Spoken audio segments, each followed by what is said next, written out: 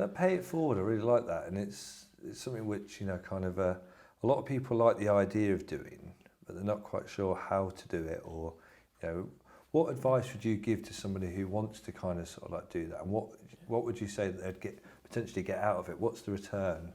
I think it's starting off really small and simple, because you don't actually realise that those absolute minute things that you do can have a big impact. I think we've spoken before around sort of the almost that Atomic Habits, which is a sort of a great book to be reading, and it's almost like the marginal gains piece of it, that you just do these little things and incrementally it all just seems to add up.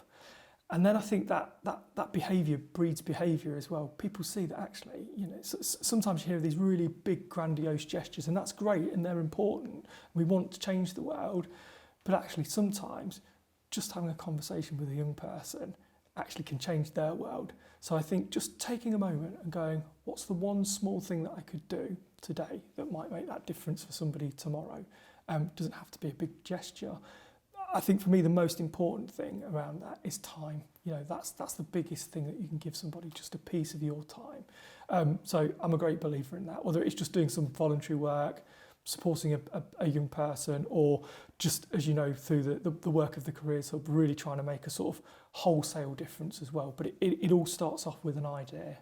And what generally you see people get when they give back, or they make those kind of roundabout acts of kindness? I think it's like a gateway to something. You start doing this one thing and it's like, actually that wasn't quite scary. And then you start to have conversations with people about what you did.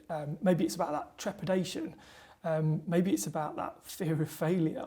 But equally, when you do something, I will guarantee there's always that little buzz moment. There's always that little rush of sort of feeling good at the end of the day, going, yeah, I did that. But again, I keep coming back to those small things that make a big difference. But I know, we work with people, and they start off and they might just work with us to give an hour to help somebody. And then, here we are sort of 5, 6, 7 years and down the line, and, those things have escalated. They might be working with a school and being a governor in that school, or doing something for a community group, or really helping remove barriers for young people. So I think just making sure that actually, when you do want to do something that gives back and makes a difference, it's okay to try some things out. I think that didn't quite work for me, but that worked for me, and I'm really sort of getting my kicks from that. Then go further and go deeper, and that's what we see all the time. It's like I say, it's a bit of a gateway drug sometimes. Brilliant, I love it. And money can't buy that gateway drug. No, absolutely not. And the feeling that you get from it, it isn't one of those where you might wake up with a hangover the next morning. Actually, it's just that satisfaction of thinking, yeah, I am giving back. I can do something. And that's the thing. We probably all think about it. We see those things on TV and we think, I must do that. And sometimes it is the hardest part is making the start. Is just picking up that phone or dropping that email.